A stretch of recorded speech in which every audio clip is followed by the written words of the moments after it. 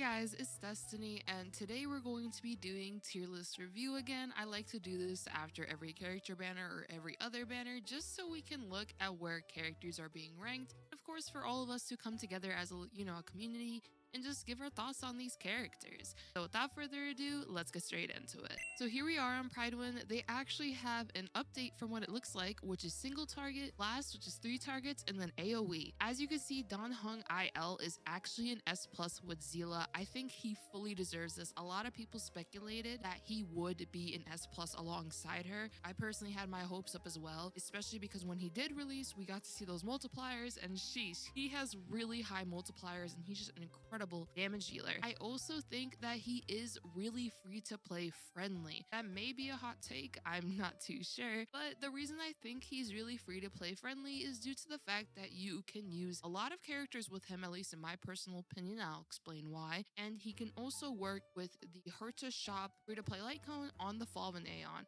In my personal opinion, I think that is his second best light cone after his signature. So if you can't pull his signature, I would definitely go for that light cone, especially if you are free to play and pull him. Even at E0, I've seen this character literally do 200,000 or more damage, and I just think that is so incredible. So I definitely think when it comes to free to play investing into characters, I think he is actually a really good DPS character to pick up. In the case, of course, if you are interested in him, you like the imaginary element or you want an imaginary DPS, and of course you like his playstyle. His playstyle is definitely unique in a sense. Not unique in the way of a lot of skill points consumption, because we also have Zila who likes to use skill points as well with Resurgence, but he works a little differently because he wants to use them basically all at once, or you could do alternate rotations depending on who you're using with him. By alternate rotations, I'm mainly referring to if you do use Bronya with him, which I went over this rotation in my guide, but Bronya is able to grant him a really good rotation where you can get a lot of energy back for him. Basically a 2-turn ultimate if you do it the way I'm about to say, which is you want to normal attack with him without any enhancements. And then with Bronya, you skill on him. You want him to go before Bronya, of course. After you do that, he goes again. And this will allow your Bronya and Dan Heng IL to be skill point neutral. Now with the remaining 3 or however many you have left, you do the full restack. And now you have the buff from Bronya, which we know Bronya gives really good buffs. And now he's able to literally destroy the enemy. And if they go twice in that cycle, you do the same thing. I think he is really incredible in the case of being able to provide so much for free-to-play players. So that is at least my personal opinion on him. I would love to know what you guys think. Zila, of course, stayed in S+, rightfully so. She's an incredible character. Bronya and Silverwolf and Locha all stayed in S. I don't believe anyone honestly moved too much. Nope. For the most part, everyone relatively stayed the same on the tier list. I've given my thoughts about them in previous tier lists, but a lot of these I think are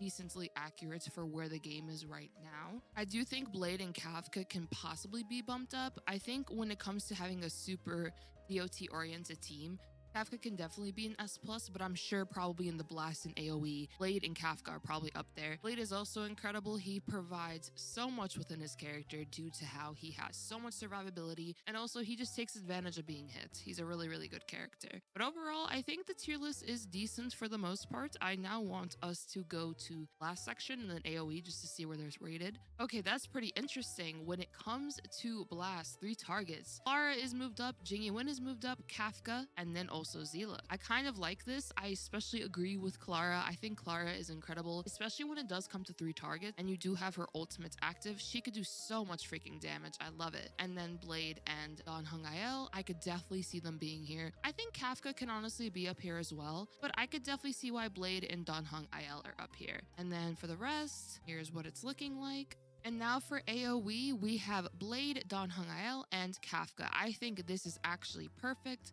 For 4 to 5 targets, these 3 characters absolutely dominate. I absolutely love it, and I would say these are all pretty accurate. I can see why Silverwolf did get bumped down when it comes to AoE. Silverwolf is, well, primarily single target. I could definitely see that, but Silverwolf, of course, is still an amazing asset to have, especially if you are using her against, of course, like the boss, like right here. Just get rid of that boss as quick as possible. Clara, Jingy Wen, they're really good when it comes to a lot of enemies being on the field for sure. So I definitely agree with Pridewin's tier list, to say the least. I think a lot of these placements are pretty good for the most part. The only ones I would probably change, Himiko definitely has potential to be in the AoE section, maybe in the S tier, if you build her really, really well. In my opinion, she's a really high investment character, but her follow-up attacks, her ultimate, and so on is still pretty good. You could definitely dish out a lot of damage, you just have to have the right supports with her. I think it's awesome that Don Hung is literally S+ in every category. Personally, I do agree with this. I think he is definitely worthy of this for the reasons I've listed. Him being really good for free to play as well is awesome. Now for my personal thoughts on Fu Xuan and Lynx. I'm sure a lot of you are interested in that as well, and I would love to know in the comments down below what you guys think about them. So in the case of Fu Xuan, what she provides is that she is a new way of doing sustain. Doesn't seem to provide any shields from what we've seen so far, and it was also noted in the live stream, she operates differently than our current preservation class characters. What she does is pretty unique. She's mainly focused on damage mitigation, also reducing the damage that your allies take, and taking some of the damage herself. She's also able to enable the Mono Quantum team, if you are interested in that, which can consist of Zila, Silverwolf, QQ, and also possibly Lynx, which I'll get into Lynx shortly. She could do Mono Quantum. She can also buff the team with crit. As shown through the live stream, she's able to buff the team when she uses her skill. And her skill, of course, enables all the other perks of what her skill kit provides when it comes to the damage mitigation. So if we were to sum up what she allows, she is a new sustain, which if a lot of you do not have Japard, Locha, and so on, she could be an awesome choice. She allows for Mono Quantum. She has a bit of a new playstyle, and she is also able to buff. So she's a preservation class character who can also buff the team. With the crit in mind, let's say you don't have the best luck with relics, or you just don't have supports that can increase your crit rate for damage, whatever it may be, and you really want to have more crits, whatever it is. You really want to be able to take advantage of the crit in the game, and you just cannot get these relics. Well, the fact that she's able to provide a buff in this sense can definitely be very useful for being able to still take advantage of that aspect in the game, of course, because I know relics can sometimes be pretty annoying, to say the least. I've definitely had some bad relic luck myself, sure many of us have. So I think it's awesome that we're getting a character who can be a sustain as well as a little bit of a buffer. I think that's pretty cool. So personally, I think that when she releases, when it comes to tier list aspect, I definitely think in the defensive support, she'll definitely be up here in S+. Likely beside Locha, I don't think she'll drop Locha, but I think she'll be in S+ as well. As for Lynx, she also has a really interesting kit, which I'm a huge fan of. She also enables Mono Quantum, because she's a quantum class character. So if you do not get Fu Xuan and instead you get Lynx, what you could do is Zila, Silverwolf, maybe QQ as sub DPS, or if you possibly want to use a different character, it's really up to you, and then Lynx instead of Fu Xuan. The possibility of both of them being on the same team does exist, especially for the cleansing purpose, but if you can only get one or the other, and let's say you only get Lynx, then you can use Lynx as well. I think she'll be perfectly fine for the role of a really, really good sustain with what she offers from what we've seen. Lynx is able to basically put aggro on destruction and preservation class characters through her skill kit, which I think is awesome because this will pair very nicely with Blade. Blade wants to get hit. He wants to get hit as much as possible so he could do his follow-up attacks, and him getting hits also results in him losing more HP, which results in his ultimate doing more damage. So overall, really, really good. So I think with Blade, she'll be paired up really well with him if you do not want to use her Mono Quantum. In the case of you get Fu Xuan and Lynx, you could put Lynx on your Blade team rather than having her on Mono Quantum, or you can even use her with Clara. You can make Clara just taunt the enemies to the end of time with that, especially with how Clara also has her own taunt. Well, now you could put on even more with Lynx. She also has team-wide healing and cleanse, which is awesome. Team-wide cleanse is not a thing yet in the game. So let's say you're fighting a boss like Kafka, or you're fighting enemies that imprison your team quite often.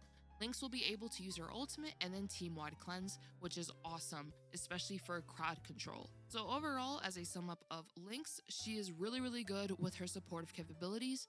I would highly recommend anyone who is free to play, or really any player, to try to at least get one Lynx. I think it'll be worthwhile, especially with what she provides, especially also if you have Blade. So I'm definitely thinking Lynx is going to be an S+ or an S character. I would honestly say S+. I think she is that, and I definitely think she will be worthwhile. Once we get more info on Lynx, I will also make another video on her, specifically just to recommend some things for you guys. But I think this patch overall for 1.3 definitely provides some awesome choices for your account. If you're missing sustains, second half of 1.3 will cover you for sustains, possibly for 2 of your teams. So that's awesome. And then the beginning of 1.3, which is Dan Hong Il, will be awesome for being able to have such a strong DPS character that is also pretty free-to-play friendly in my opinion. I hope you guys enjoyed this video. If you did, consider subscribing. I know this video is more casual than usual, and I mean, I like to make my tier list casual. I love interacting with you guys when it comes to tier lists because I just want to know what you guys think about these characters. Do you think they're good? Do you think Dan Hong Il is overhyped? Or do you agree that he is worthy of S+? Do you also plan to pull for him, or are you going to skip him? And where do you guys think Fu Xuan and Lynx will be on tier list? All these questions, I know it's a lot, but I'd love to know. I hope you all have a nice one. Peace.